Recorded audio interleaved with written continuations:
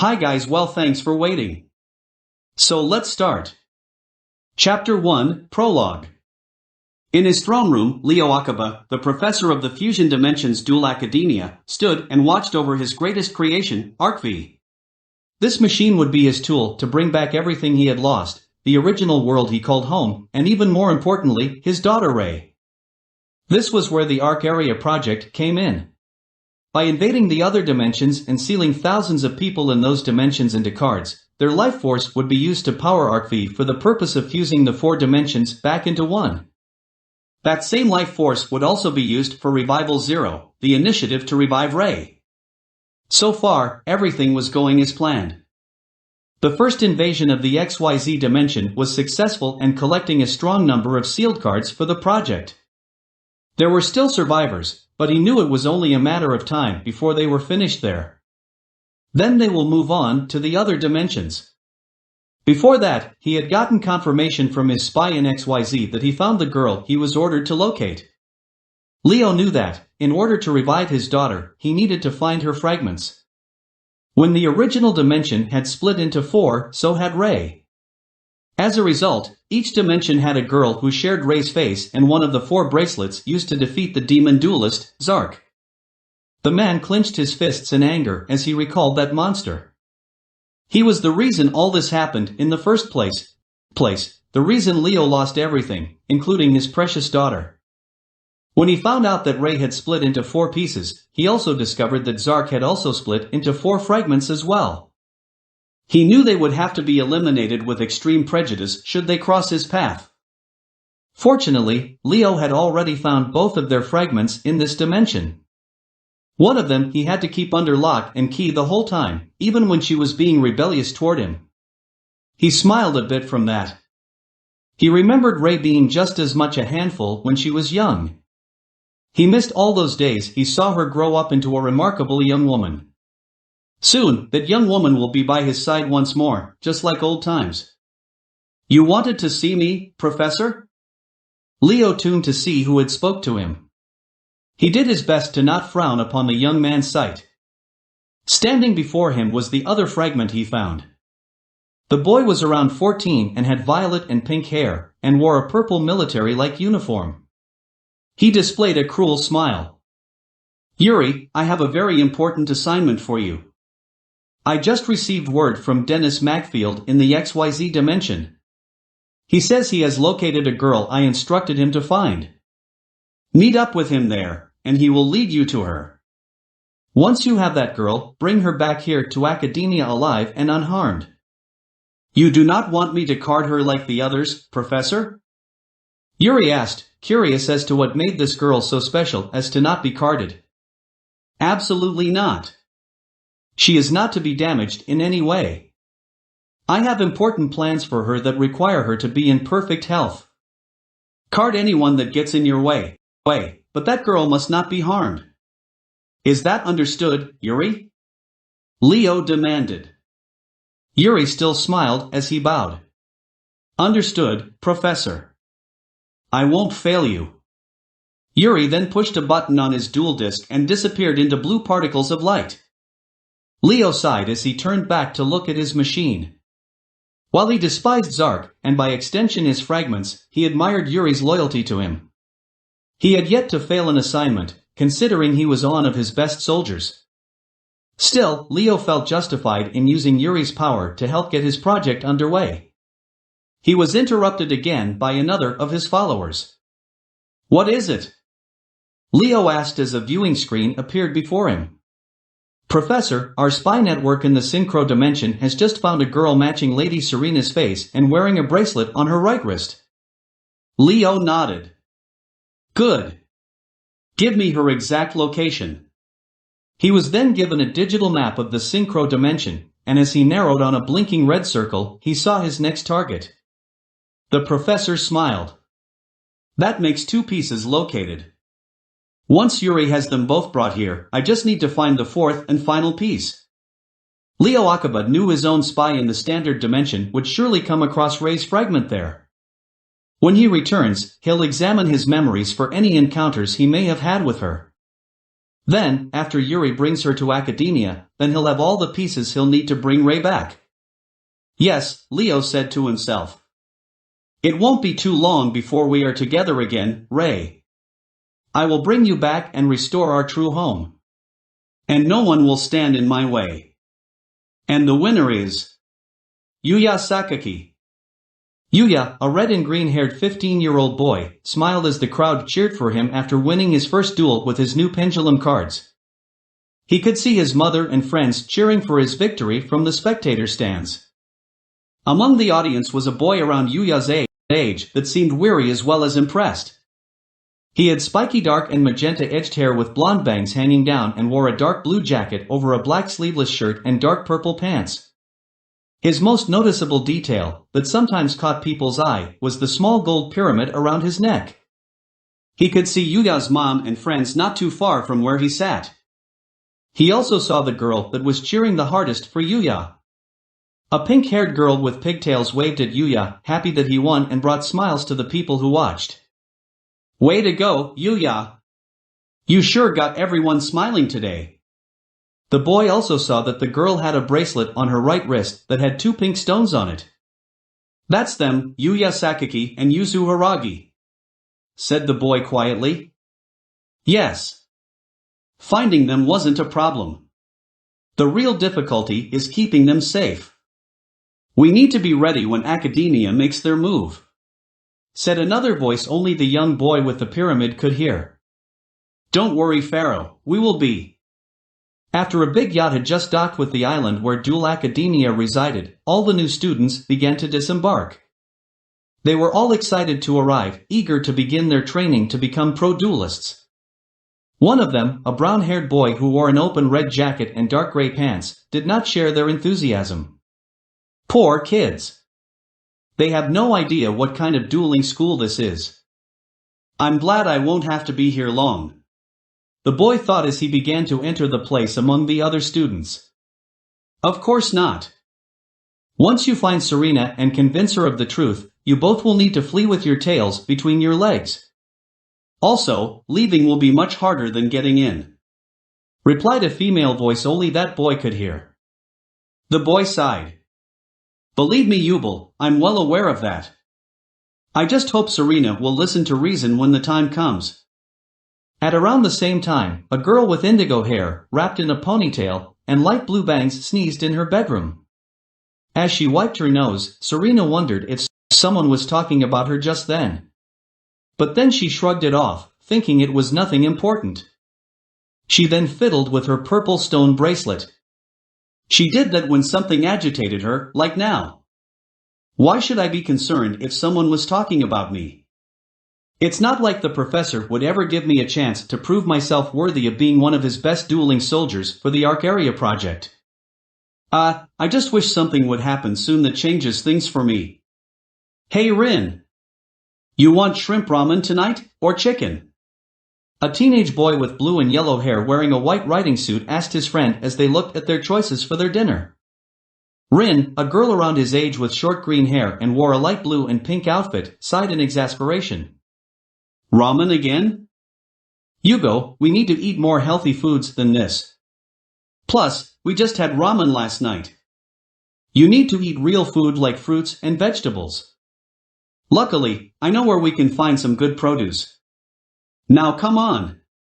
Rin insisted as she had to literally drag Yugo by the arm. Her right arm, which she used to drag Yugo, held a bracelet with a green stone embedded in it. Come on, Rin.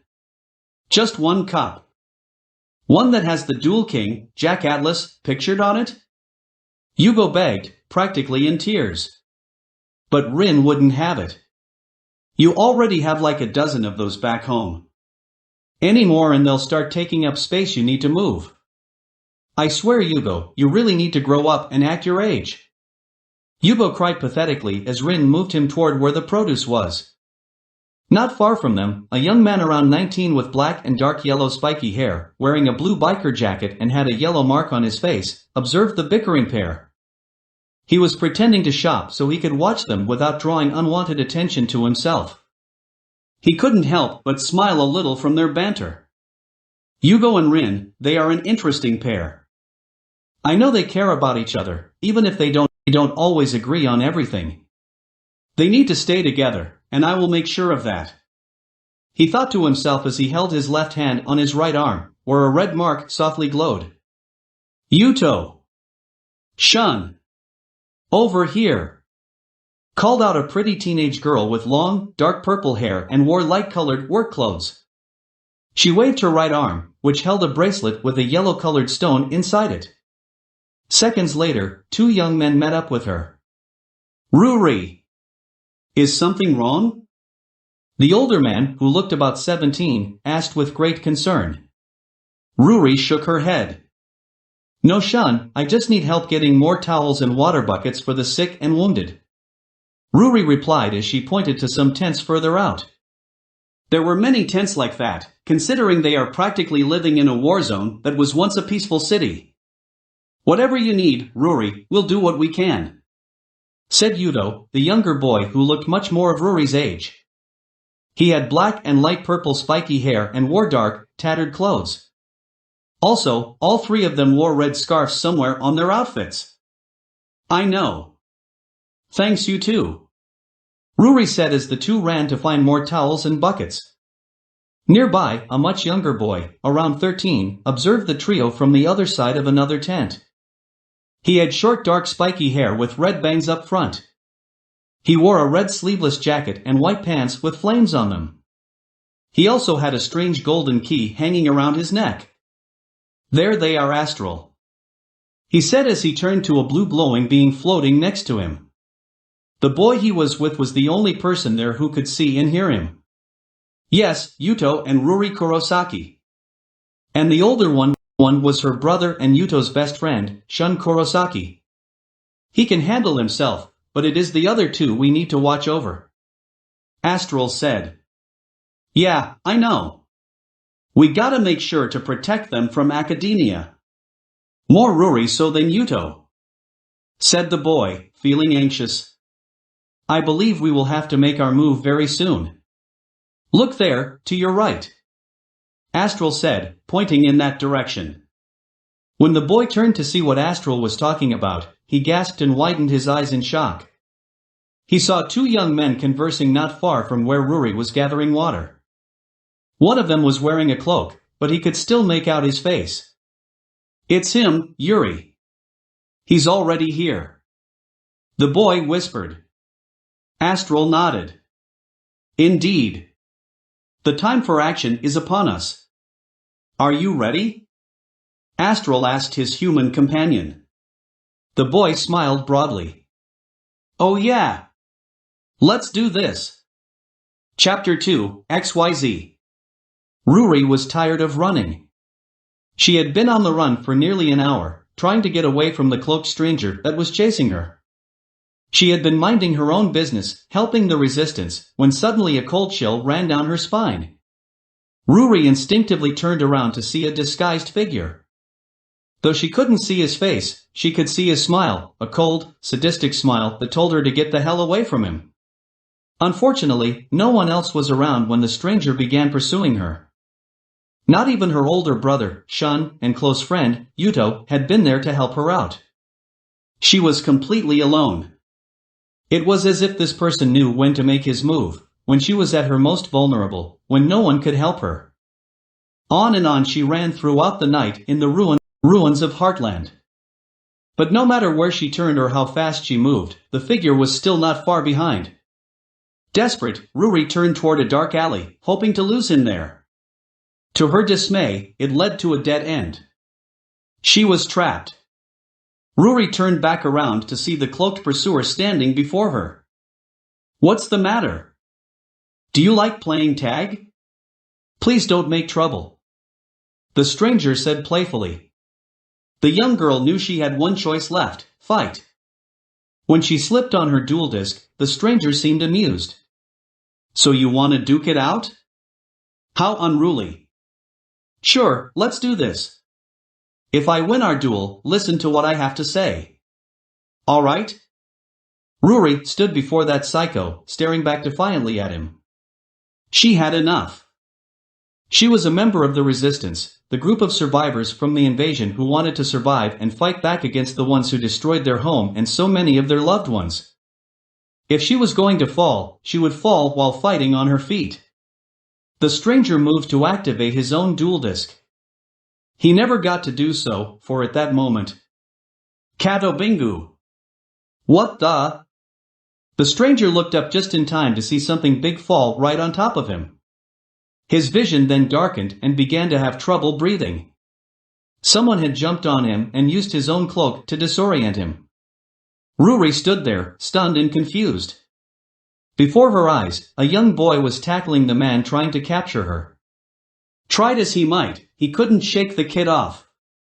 The boy, on the other hand, seemed to be enjoying himself as he tormented his victim. What's the matter? Can't breathe under there? Can't see? Good.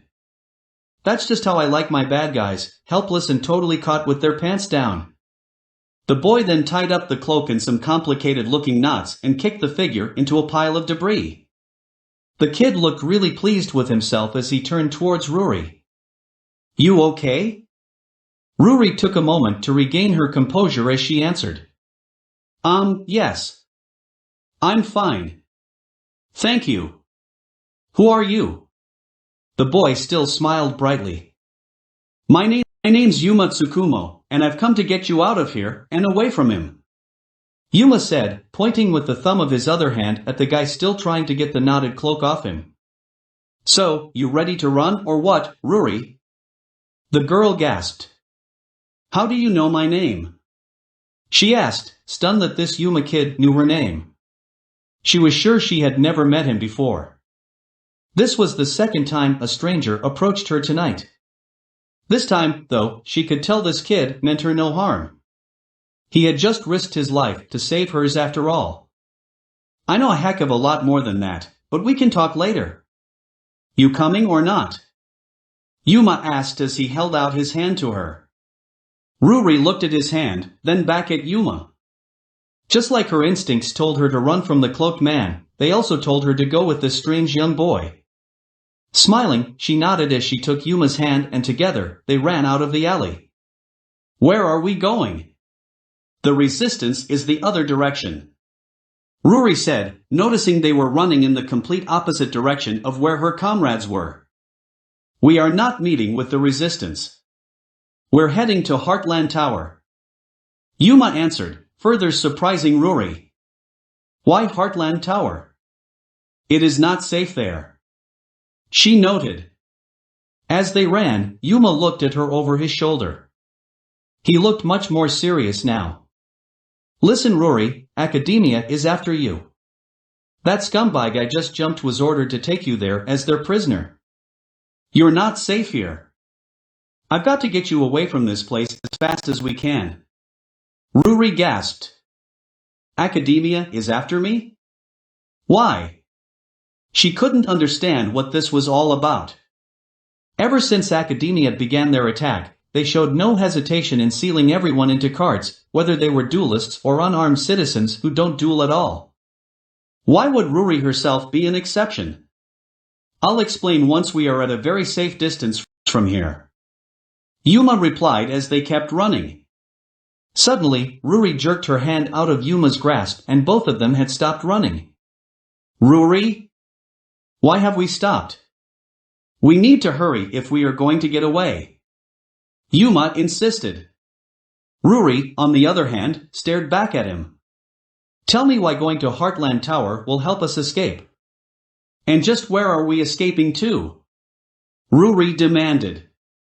This child was telling her she had to leave her home, and all the people she knew. All because she had a big target on her back?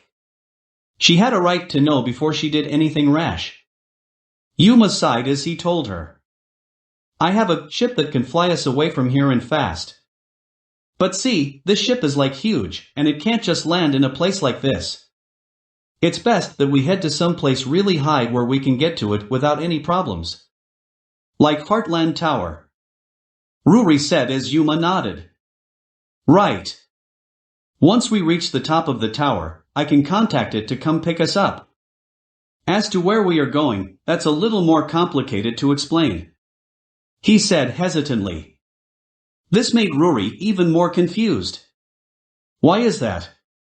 She asked. Yuma looked stumped, wondering how he should respond to that. Yuma, we don't have time for this. We must move now. Astral insisted. Yuma groaned. I know, but I don't know what to say about where we are taking her. Tell me what I should say to convince Ruri to leave with us.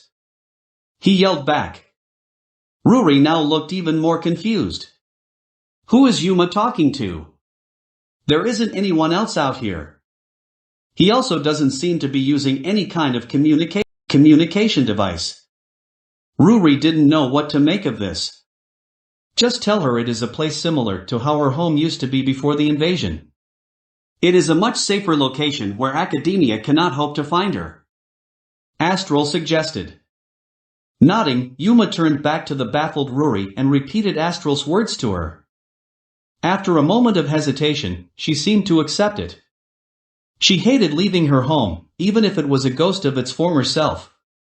She especially hated leaving her brother and friends behind.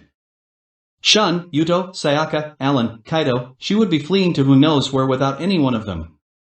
On the other hand, they would want her to be protected. If academia was after her for some evil scheme, they would do what they could to ensure her safety. Besides, she didn't believe this to be permanent. She was sure that one day, she would come back to fight and win the war. Until that day came, her comrades would want her to stay out of their enemies' reach. Okay, I believe you. Let's go. Sighing with relief, Yuma said thanks as they resumed running to their destination. Meanwhile, Yuto and Shun were searching frantically for Ruri. She had been missing for over an hour and no one seemed to have seen her at all. They grew more worried by the minute. Shun especially, since this was his younger sister they were concerned about. So far, they had found no trace of the dark-haired girl. Growing frustrated, Shun punched a nearby wall. Damn it! No sign of Ruri anywhere. It isn't like her to disappear like this. Where the hell could she be? Yuto shared his anger and worry. He hoped to the heavens that Ruri was alright somewhere. Shun, we won't give up. We will find her. I'm sure we will. Yuto said as he held his friend's shoulder. Shun started to grind his teeth with impatience, but he knew Yuto was right. They would never stop looking until they have found her. He sighed as he tried to calm down. I hope so, Yuto. I really hope so. They were about to continue their search when they caught a break. Yuto! Shun! The pair turned to see a younger girl wearing glasses running toward them. Sayaka! What are you doing out here? You should be back with the others. Yuto said, concerned that she had left their base on her own like this. Listen to me. I just saw Ruri. Not too long ago. I know where she is. Surprised at this, Shun instantly grabbed her by the shoulders, staring hard into her eyes. You saw Ruri? Where? Where did she go? The older Kurosaki nearly shouted. This scared the younger child. Sayaka, please tell us where Ruri is. Yuto said much more calmly, though he still sounded urgent. Sayaka nodded after hearing his more steady voice. I was hiding nearby at the time. I saw her being chased to an alley by some guy wearing a cloak. I couldn't see his face. Whoever he wasn't friendly. They were about to duel when a boy around my age landed on top of him. He then helped Ruri escape from him. I followed them for a bit and I heard the boy say they were going to Heartland Tower. After that, I decided to come find you guys. The young men were stunned by this story. Heartland Tower? Why there? Yuto wondered.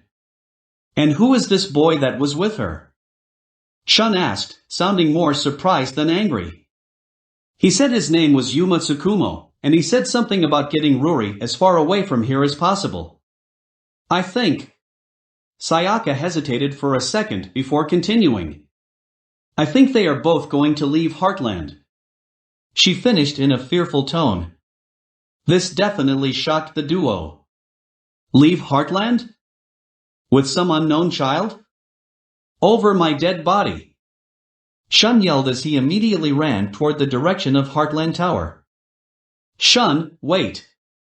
Yuto called, but his ally didn't answer as he kept running. He sighed, knowing nothing would stop the older guy when it came to his sister. He then turned back to Sayaka. Listen, Sayaka. Head back to the resistance and stay there. Tell only those we can trust what has happened. Shun and I will bring Ruri back. Understand? Sayaka nodded once more. Please, Yuto. Please bring Ruri home, she said as she started to cry. Yuto then patted her head and gave her an encouraging smile. I promise. With that, he turned and ran after Shun. Sayaka stared in their direction for a long moment before finally heading back to the resistance. After a bit, Yuma and Ruri finally reached Heartland Tower. The boy hated seeing one of his favorite buildings from his home in such a state. But he knew it was their only chance at getting away. We made it, Ruri said, hardly believing that they actually got there without meeting any more academia soldiers. We're not out of the woods yet. We still need to get to the top. Yuma replied. Sorry, but I can't allow you to leave. Yuma and Ruri were surprised to see someone come out of Heartland Tower. A tall young man with wild orange hair appeared and stood before them. It was someone the pair both recognized. Dennis Macfield. Yuma shouted in anger. Dennis widened his eyes slightly. Oh? You know my name? Well, I'm not surprised. I am quite famous for my entertainment acts around here. Though, I don't believe I know yours. Yuma grunted. It's Yuma. He couldn't believe that he was this close to escape with Ruri and Dennis of all people just showed up to roadblock them. How did you know where we would be? Why won't you let us leave? Ruri asked, not expecting to bump into the entertainer she herself dueled against. I wasn't too far off when I heard you got away from Yuri. I saw you two heading this direction, so I decided to beat you here first. Yuri? Wait, you mean the guy who tried to capture me? Ruri asked. Yeah, that would be him. I don't know how you could have escaped from him, though. But I'm guessing it had to do with your new friend here? Dennis asked as he pointed at Yuma. But how do you know him? Ruri asked further. She was so confused. He knows Yuri because they work together. Dennis is a spy for academia. It was Dennis who told Yuri about you in the first place, all on Leo Akaba's orders. Yuma answered angrily. Ruri and Dennis were both shocked by Yuma's knowledge of the situation. Ruri looked at Dennis in complete disbelief. Is this true? You're with academia? Ruri was so shocked by the revelation she was almost speechless. This entertaining man, who seemingly loved to make others smile and laugh, worked with the monster that tried to capture her? She couldn't believe it. Dennis sighed. While I really do like to entertain people, my loyalty ultimately lies with the professor and academia. He replied with a hint of regret. Ruri didn't know what to think. I can't believe it. You tried to have me captured. Ruri was about to talk further when Yuma stopped her. He's done way worse than that, Ruri. Yuma added. They both looked at him, wondering what he would reveal next. What else has he done that could be worse?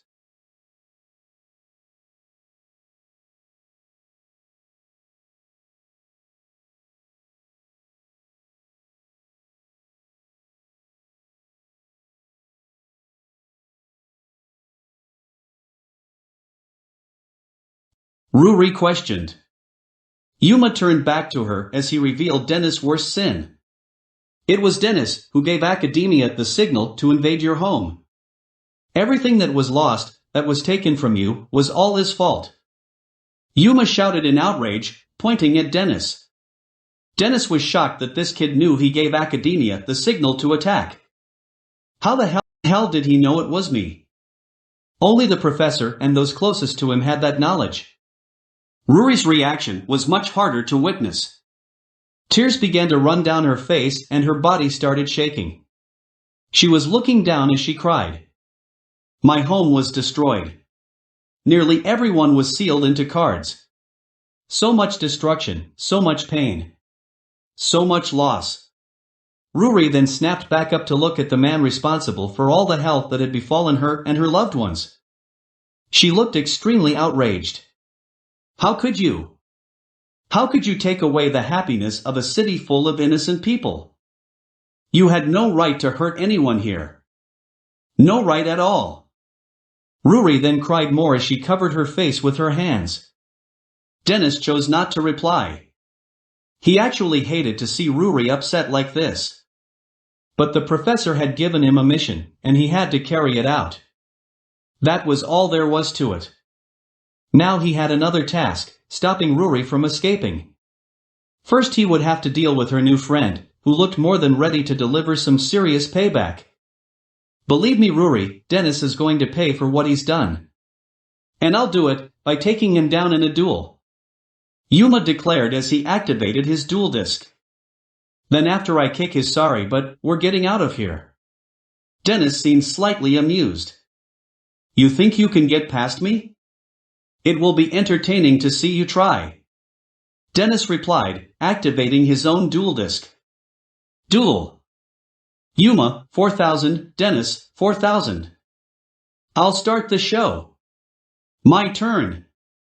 He then saw a way to keep that little kid occupied for a while. First, I activate Magical Stone Excavation. By discarding 2 of my cards, I can take 1 magic card from my graveyard and add it to my hand. And today's choice, Ancient Gear Mask. Why would he go through the trouble of sending one of his cards to the graveyard just to get it back right afterwards? Yuma wondered out loud. Ruri asked herself the same thing as she watched. He must have had a reason for it. Astral said. He was proven right as Dennis continued. Next, since my Intermix Trick Clown, Light, Level 4, ADK, 1600, Def, 1200, was sent to the graveyard this turn, I can special summon it with its attack and defense points at 0. He summoned a clown-like monster on his field. Then I normal summon Intermix Hat Tricker, Earth, Level 4, ATK, 1100, Def, 1100, from my hand.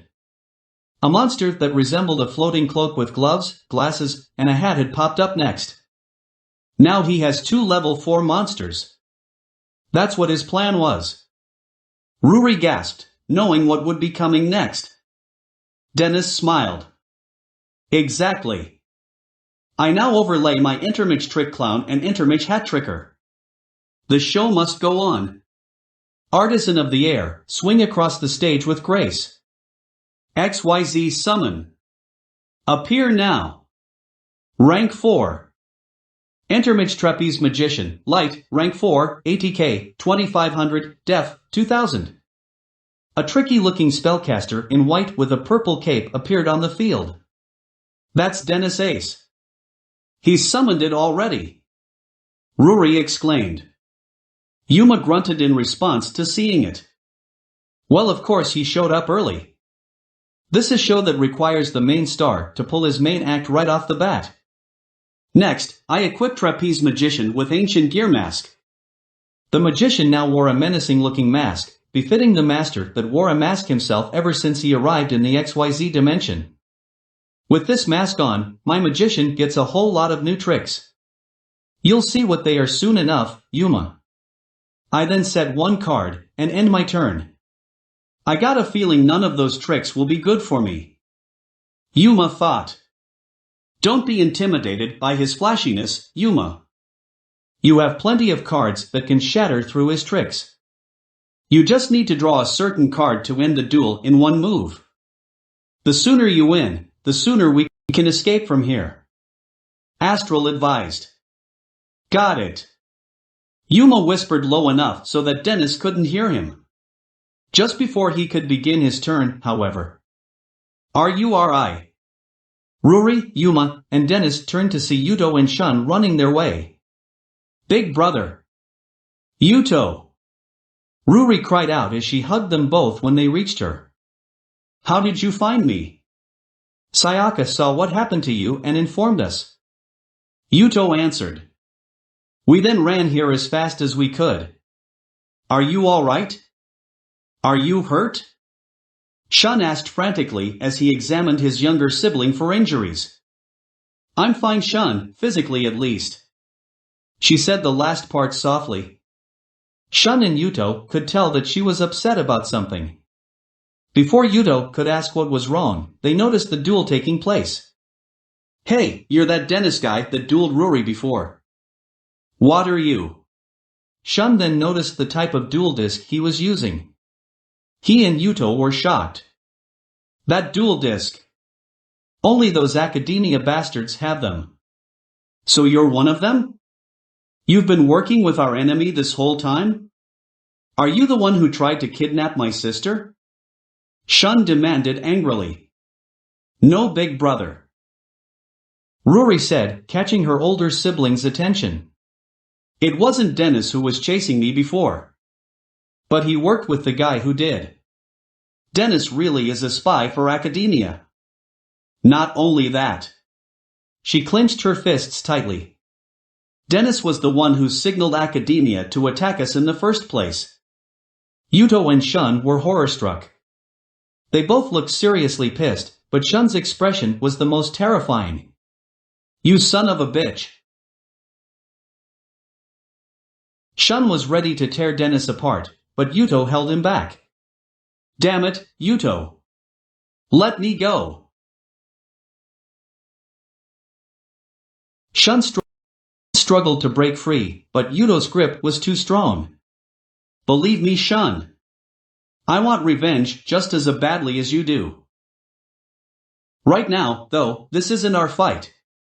He said sternly as both of them looked at Yuma for the first time. Are you Yuma Tsukumo? The one that saved Ruri? Yuma nodded. Yeah, that's me.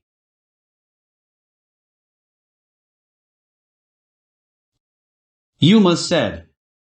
Shun then immediately stared hard at the much younger child, whom flinched out of fear. Listen very carefully. You and I are going to have a very serious discussion about my sister later. But now, I want you to make that bastard pay for his crimes.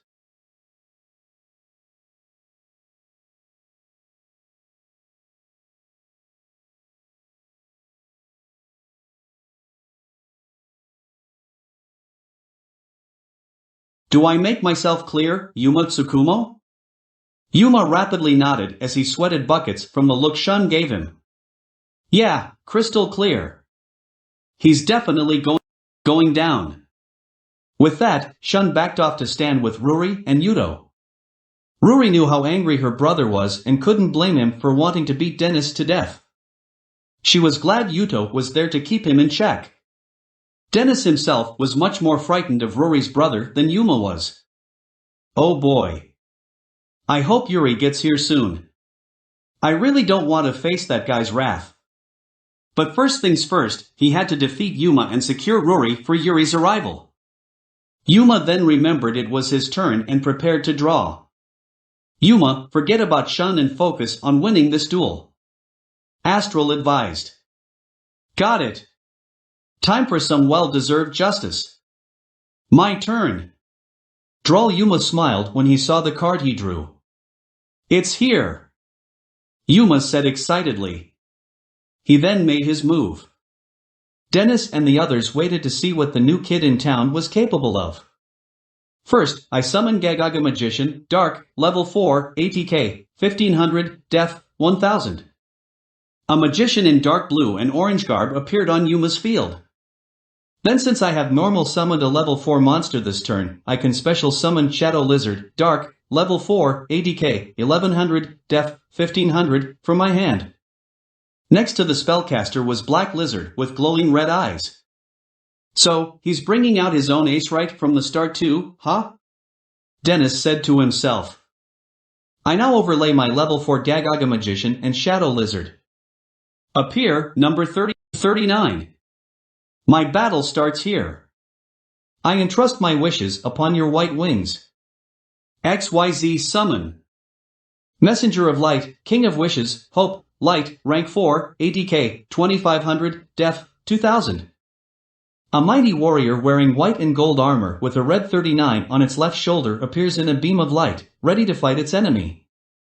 The XYZ trio were impressed by Yuma's new monster. It looks amazing.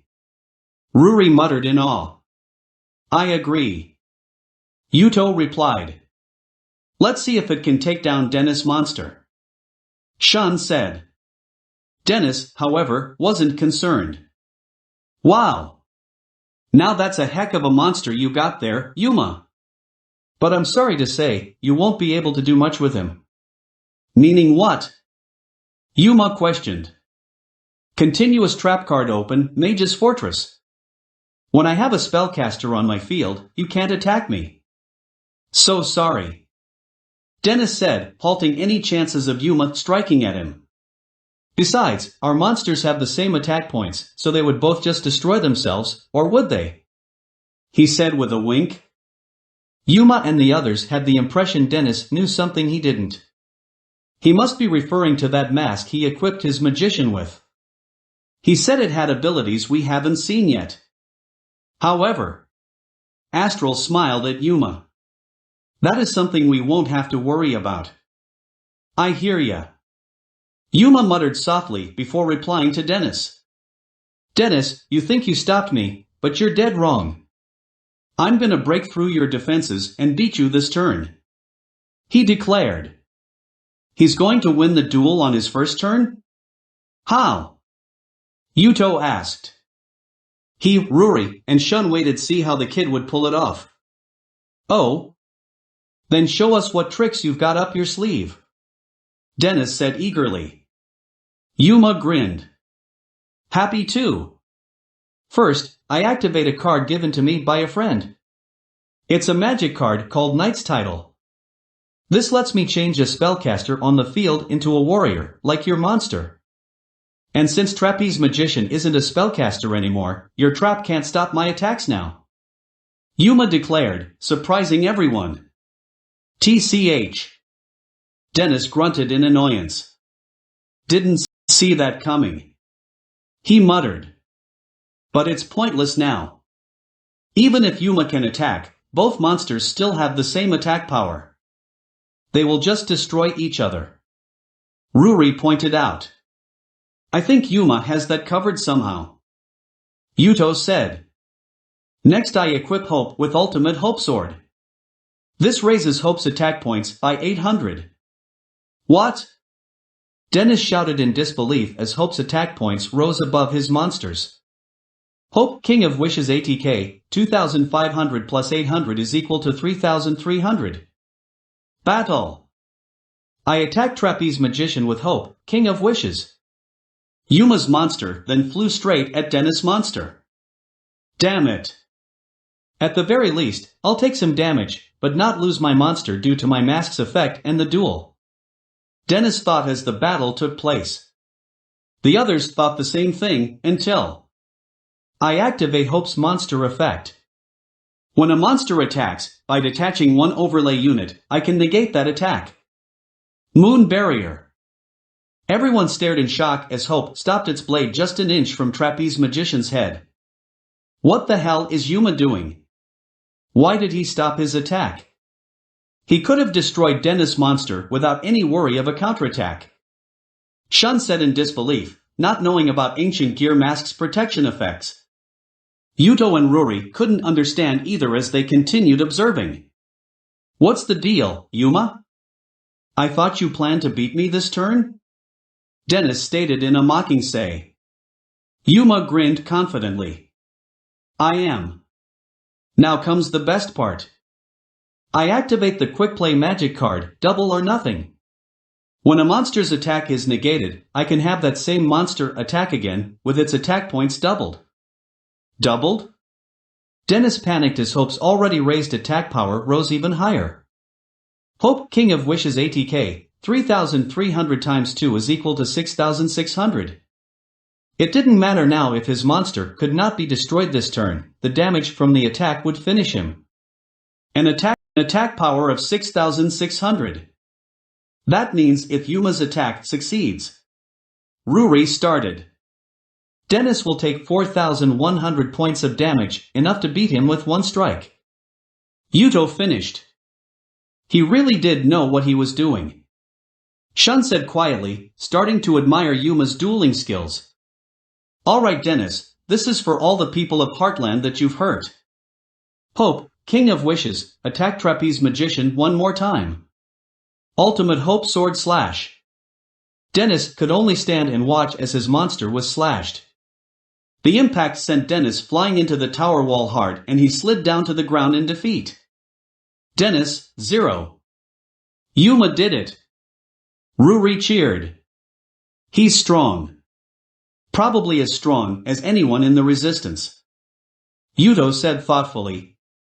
Shun didn't say a word, but instead marched right past Yuma and picked up Dennis by the collar. The look he gave made Dennis wish he was anywhere else right then. Tell me, Fusion Spy. What does Academia want with Ruri? Why is my sister so special to this professor of yours that she couldn't afford to be sealed in a card? He interrogated. Dennis struggled to be released, but he was trapped in Shun's vice-like grip. I don't know. Shun's grip tightened, making it harder for Dennis to breathe. Liar. Tell me, or I'll seal you in a card myself. He threatened, shocking Ruri, Yuto, Yuma, and Astral. Dennis started to choke. I swear, I really don't know. I was ordered to find a girl here with a bracelet matching the one your sister wears. After that, I told Yuri to take her to the professor. That's it. The professor never explained why we had to look for her in the first place. That's all I know. After a moment, Shun finally loosened his hold on Dennis, before punching him in the face hard enough to knock him out cold. Shun Kurosaki is quite an intense individual. Astral said with interest. I'll say. Yuma replied, still intimidated by the guy. Ruri and Yuto approached Shun. Big brother, you weren't really going to seal him into a card if he didn't cooperate, were you? Ruri asked, fearful of her brother's actions. He confessed that he really didn't know anything. There was no need. He said. This answer did not please Ruri. That's not what I asked. What you threatened to do was wrong, and you know it, Shun. If you went through with it, you would be no different than the people who destroyed our lives. Ruri scolded. Shun sighed. The truth was, he really did intend to seal Dennis, whether he knew anything or not. The only reason he hadn't was because he didn't want Ruri to witness this horrible act from her own brother. Also, Yuto would definitely have stepped in, making the situation even more complicated. You're right. I'm sorry, Ruri. It won't happen again. This seemed to please his sister. Now with that matter done, Shun focused his attention on his sister's savior. Once more, he stared down at Yuma with fierce eyes. Now, time for that discussion. Shun started, making Yuma sweat again and gulping. Sayaka said you plan to take Ruri away from her home and all her comrades, including me. Is this true? Despite how scared out of his pants he was, Yuma didn't look away from Shun. Yes, that's right. I'm taking her to a place where Academia will never find her. It's for her own safety. And that makes you different from Academia, how? Why should I believe you? You could be yet another spy for all we know. Shun said suspiciously. Yuma looked offended. I'm no spy. What the professor plans to do to Ruri is horrible. That's why I'm saving her from him. This widened Shun and Yuto's eyes. You know why the professor wants Ruri? Yuto asked. Yuma nodded at him. Then tell us. Why does he want her so badly? Shun insisted. Yuma didn't get to answer that question. It doesn't matter, does it? You will all be carded anyway, aside from Ruri, that is. said a cold, menacing voice. Everyone looked behind them to see none other than Rory's pursuer, Yuri. His cloak was gone, so now everyone could see his face, which shocked all but Yuma. What the hell? Shun exclaimed, not believing what he was seeing. His face. It's the same. Ruri started. As mine. Yuto finished. Both were near speechless. That's quite enough running, Rory. Just come with me already. Yuri commanded as he approached. His voice. I recognize it. He's the one who tried to capture me before. Ruri revealed. Yep, that's Yuri all right. Yuma said, cursing he had caught up with them. He then turned to Ruri and Yuto. Ruri, Yuto, you've both got to come with me now. It's our only chance. The trio was surprised yet again. What? Shun said, not believing what he was hearing. You want Yuto to come too? Ruri asked. I thought only Ruri was going with you? Yuto asked. I never actually said it was just Ruri. Sorry for not mentioning it before. I was just focused on Ruri at the time. Yuto, you've got to come as well. It's important that you and Ruri stay together. If you both want to protect each other, then you have to come with me to the top of Heartland Tower now. Yuma shouted. Yuto and Ruri stared at each other, not sure what to do. Then another voice snapped them out of it. Go with Yuma. Shun said, now standing between Yuri and his comrades. Yuto and Ruri stared at him. Big brother? Ruri questioned. Without turning to look behind him, Shun conversed with Yuma. If Yuto is going as well, then I know Ruri will be alright. I trust him with her safety. Can I trust you to do the same, Yuma Tsukumo? He asked. Absolutely. Besides, it won't be just me. I have friends that can help me watch over them. Yuma said, trying to reassure the battle-hardened duelist. This seemed to have finally convinced him. Then go. I'll buy you time. He said as he activated his duel disc, intending to duel Yuri. Big brother. Ruri said, sad that this would be the last time she would be seeing him for a while. Don't worry about me, Ruri. As long as you are safe and sound, that is enough for me. Promise me you and Yuto won't leave each other's sides, no matter what. He said. Ruri and Yuto looked at each other and held hands. We promise. Both of them said strongly. How touching. But I must insist you hand her over. Yuri said as he also activated his duel disc. You'll have to get by me first, fusion scum. Ruri, Yuto, go now. Shun commanded. You heard him, let's move. Yuma said. With that, Yuma, Ruri, and Yuto finally ran inside Heartland Tower. Up the destroyed structure, they ran up the stairs fast. It was a little troublesome due to all the damage from the invasion. At last, they've arrived at the top. Now what? Yuto asked. Yuma said he'll send a signal to some kind of airship that will pick us up. Ruri explained. That's right. Yuma said as he looked at Astral, who nodded before returning to the inside of the Emperor's key. After that, Yuma raised the key up in the air. As he did, a beam of golden light shot upwards. What was that? The signal? Yuto asked. Yep. Now, you might want to hold on to something. Yuma advised. The XYZ pair grabbed onto sturdy metal railings. An explosion had occurred above the clouds, which made the tower shake a bit. Fortunately, nothing fell apart. And then, the clouds above parted to reveal a jaw-dropping sight. A massive, cylinder-shaped aircraft descended from above. It then positioned itself just above Heartland Tower, awaiting its passengers. That's the airship? It's massive. Yuto said, awestruck. I heard it was huge, but I never expected it to be this huge.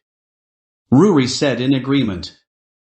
Just then, a green light had shone down from below the airship and surrounded Yuma, Ruri, and Yuto.